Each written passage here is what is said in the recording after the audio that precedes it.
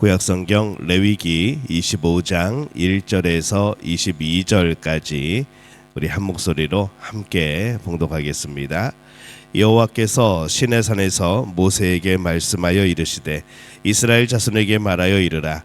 너희는 내가 너희에게 주는 땅에 들어간 후에 그 땅으로 여호와 앞에 안식하게 하라.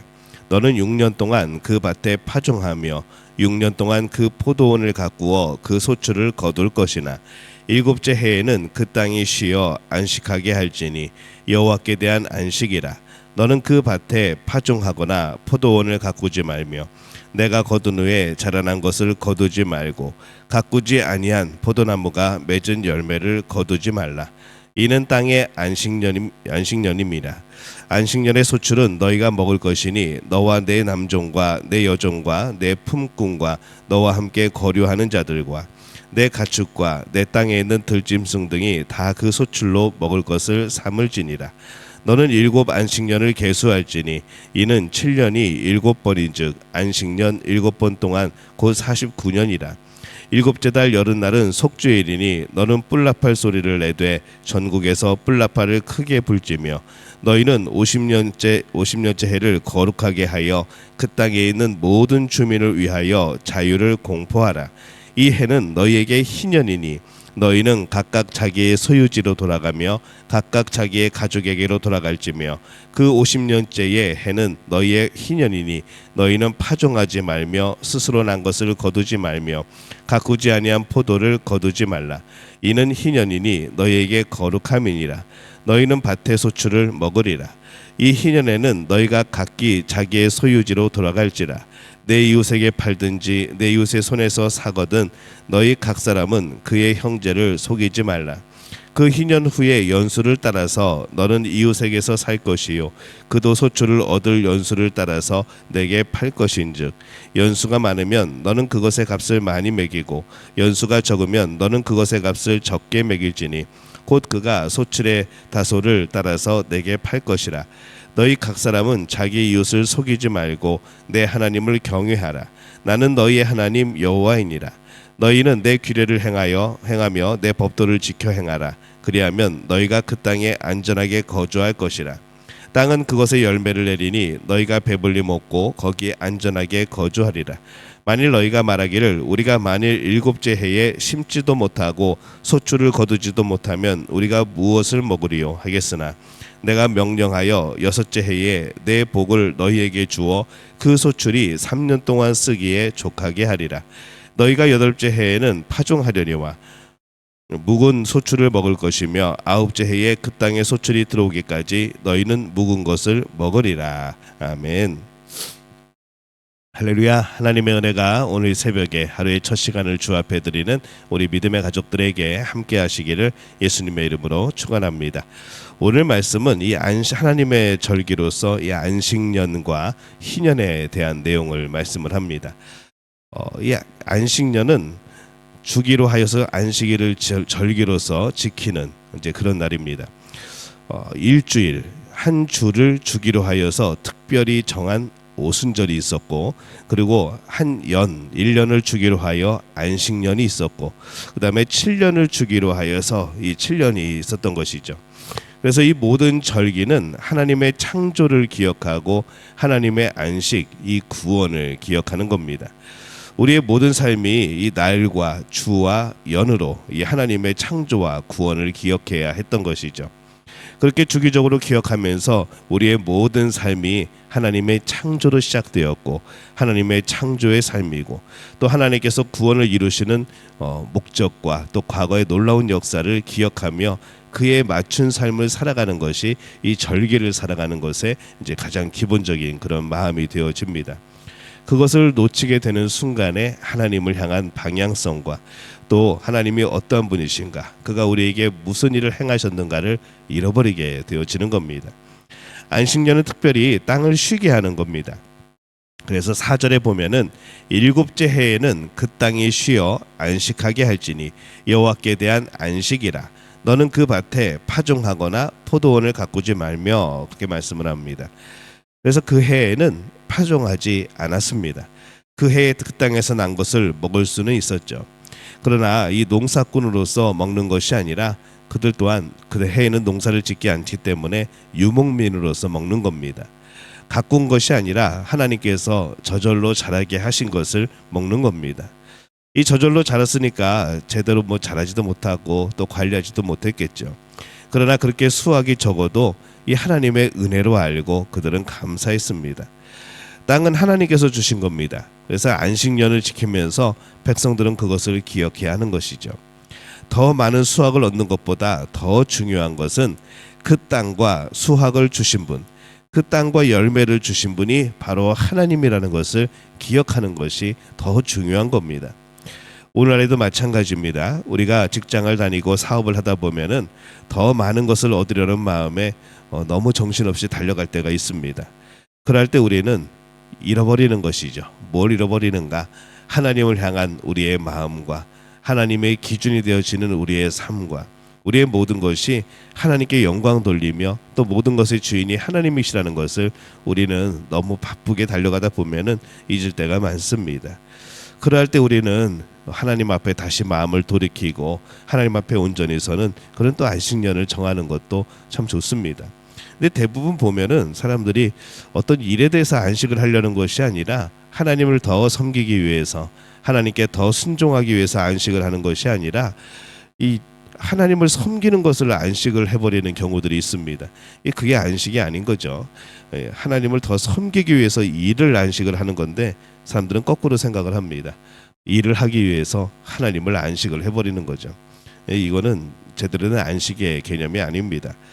그래서 그때는 할 수만 있으면 조금 물러서서 보는 것도 괜찮습니다. 일을 물러서라는 거지 교회 일을 물러서라는 게 아닙니다. 월급을 적게 받고 돈을 적게 벌어도 은혜가 있는 것이죠.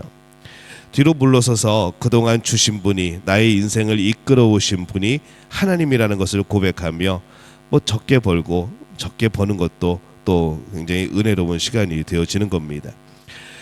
그래도 먹을 것을 하나님께서 주실 겁니다. 하나님이 그냥 놔두시겠습니까? 21절에 보면은 내가 명령하여 여섯째 해에 내 복을 너희에게 주어 그 소출이 3년 동안 쓰기에 족하게 하리라. 안식년을 통해서 이 하나님의 창조와 구원을 기억해야 된다라고 말씀을 합니다. 정신없이 사는 것은 가장 안 좋은 것이죠. 하나님께서 창조하시고 통치하시는 것을 경험할 수 있어야 합니다. 그것을 생각할 시간을 가져와야 하고 우리가 삶에서 그 시간을 만들어야 하고 절대로 포기할 수 없는 이 하나님과의 교제의 시간을 지켜나가는 것이 우리에게 필요한 진정한 안식이 되어지는 겁니다. 그렇게 안식년이 지나고 이제 희년이 돌아옵니다. 이 희년은 7년을 7번 지난 다음 해에 쉬는 겁니다. 그러니까 49년이 지나고 50년째가 되는 것이죠. 10절에 보면은 너희는 50년째 해를 거룩하게 하여 그 땅에 있는 모든 주민을 위하여 자유를 공포하라. 이 해는 너희에게 희년이니 너희는 각각 자기의 소유지로 돌아가며 각각 자기의 가족에게로 돌아갈지며. 희년은 7년을 주기로 하여서 7주년이 지난 후에 지키는 겁니다. 역시 하나님의 창조, 구원을 지키는 절기이죠. 희년은 안식년에 이어서 또 한 해를 쉬는 것이기 때문에 지키는 것이 어려울 수도 있습니다. 그래서 그때는 더욱더 의미가 있는 것이죠. 하나님의 창조와 구원을 확실하게 선포하는 이 마침표와 같은 그런 역할을 하기 때문입니다. 희년은 본래 숫양이라는 뜻입니다. 그러면서 이 수양의 뿌리라는 의미를 갖게 되어지는 것이죠. 수양의 뿔로 나팔을 부는 것은 7월의 첫날에 그렇게 하고 이 나팔절이었죠. 그리고 7월 10일의 속죄의 일에도 그렇게 지냈습니다. 그런데 이 희년이라는 절기에는 여전히 단순히 숫양이라는 단어를 사용합니다. 숫양의 뿔, 그렇게 의미를 가지게 되었는데 이 희년만큼은 다시 그 절기의 이름 가운데 숫양이라는 단어를 사용하는 것이죠. 왜 그럴까 생각을 해보면은 그 후에 이 70인역은 그 단어를 풀어줌이라는 단어로 사용을 합니다. 이것을 해석할 때 그냥 숫양이 아니라 풀어준다는 의미를 갖는 단어를 사용한 것이죠. 우리는 희년이라는 단어를 사용합니다. 우리의 희년은 무슨 날인가 하면은 행복한 해입니다. 기쁨의 해인 것이죠. 그렇게 단어를 사용할 만한데 단지 이 숫양이라는 단어를 사용했던 것은 분명히 예수 그리스도와 연관이 있는 겁니다. 그래서 이스라엘의 종교력은 유월절이 있는 달을 기점으로 시작을 합니다. 그런데 이 희년은 속죄의 날이 있는 일곱 번째 달을 그 기점으로 하는 것이죠. 그러면서 희년은 철저하게 그리스도와 속죄의 의미를 갖는 이제 그런 날이 되어집니다. 희년은 50년째가 되는 해에 땅과 사람이 본래에 있는 소유의 자리로 돌아가는 해입니다. 그래서 땅과 사람은 사람에게 속한 것이 아니라 오직 그것을 주시는 하나님의 것이라는 것을 선포하는 것이죠. 땅과 사람의 노동력은 사람이 소유하는 것이 아닙니다. 단지 우리가 빌려 쓰는 것이죠. 그래서 50년이 지나면은 다시 돌려주는 겁니다.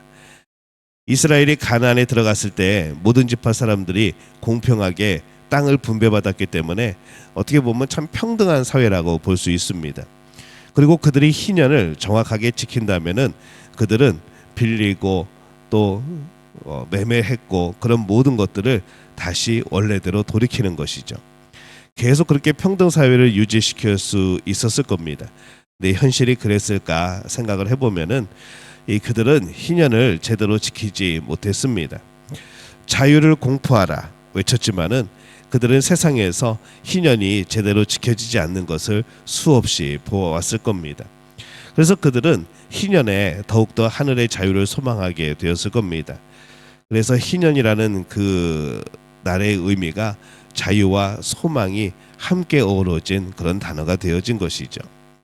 회복과 예수 그리스도를 기억하며 또 우리의 모든 것의 주인이 하나님임을 기억하며 모든 것이 원래 자리로 돌아가는 것, 거기에 그들이 잘 지키지 못함으로 인하여서 이 자유와 소망에 대한 그런 의미까지 포함되어지는 이제 그런 희년이 되어진 것이죠. 그래도 우리가 이 희년이 있음을 기억을 해야 됩니다. 우리가 이 땅을 살면서도 이것을 실현할 방법을 찾아보는 것도 참 중요합니다. 그래서 50주년이 되는 교회들은 희년의 해라고 선포하기도 하고 또 우리가 많은 교회들이 또 교회에서 또 희년을 선포하는 그런 시간들이 있었습니다. 그것을 아마 여러분들 기억하시는 분도 계실 텐데 잘 지켜지지 않지만은 그 의미를 우리가 기억을 해야 된다는 것이죠. 그리고 희년이 지켜지지 않는 세상을 보면서 안타까운 마음도 가지고 때로는 분노의 마음도 가지는 겁니다. 그런 가운데서 우리는 무엇을 찾는가? 그냥 원래 이렇게 되니까 라고 끝나는 것이 아니라 정말 우리 자신이 그것을 의미를 되살려 지킬 방법을 찾아보는 것이죠. 미흡한 부분은 하늘의 약속과 소망으로 가슴에 담고 더 기도하고 소망하는 겁니다. 그러면 의미 있는 정말 우리에게는 그것이 확실한 희년이 되어질 겁니다. 오늘 두 가지를 우리가 함께 말씀을 나눴습니다. 하나님의 절기로서 마지막을 차지하는 안식년과 희년. 이제 그러한 절기를 통해서 우리는 모든 시간과 재물이 하나님의 것임을 더욱더 기억을 해야 됩니다. 특히 희년의 절기를 통해서 진정 우리에게 행복한 날을 주시는 하나님을 바라볼 수 있어야 하는 것이죠. 절기는 그렇게 모든 절기가 예수 그리스도에 대한 소망으로 이어지게 되어집니다. 하나님 앞에 5가지의 제사를 통하여서 거룩하게 되어지고 거룩한 백성이 되어지고 그래서 하나님을 만나게 되어지고 그리고 이 절기 7개의 절기를 통하여서 바로 우리가 하나님을 기억하며 하나님을 향한 방향으로 살아가는 이제 그런 절기가 되어지고 결국 그 절기들은 또한 그런 제사들은 모두가 예수 그리스도를 가리키고 있고 예수 그리스도를 향하여 있는 것을 우리가 발견을 하는 것이죠. 그래서 구약의 제사 그리고 이 절기들을 바로 예수 그리스도의 십자가의 모형이라고 부릅니다. 모든 절기들이 모든 그런 제사들이 전부 다 예수 그리스도를 떠올리게 하고 생각나게 하고 그 당시 사람들은 장차 오실 예수님을 상징적으로 바라고 기다렸던 것이죠. 오늘 우리는 예수님 이후의 사람들입니다. 이미 많은 것들이 이루어졌고 구원의 역사가 이루어졌고 그들이 그렇게 소망했던 실질적으로 온전히 죄의 짐을 벗을 수 있는 예수 그리스도를 기다리고 메시아를 기다렸던 그 일 이후에 우리는 살아갑니다. 그렇지만 우리 역시 그 의미를 기억을 해야 됩니다. 과거에서 보든지 미래에서 보든지 항상 우리의 중심은 예수 그리스도가 되어지는 것이죠. 오늘 이 절기와 이 제사의 방법들을 통하여서 또 레위기의 말씀을 통하여서 우리의 모든 것이 예수 그리스도를 향해 있음을 기억하며 살아가는 복된 믿음의 가족들이 되어지시기를 예수님의 이름으로 축원합니다.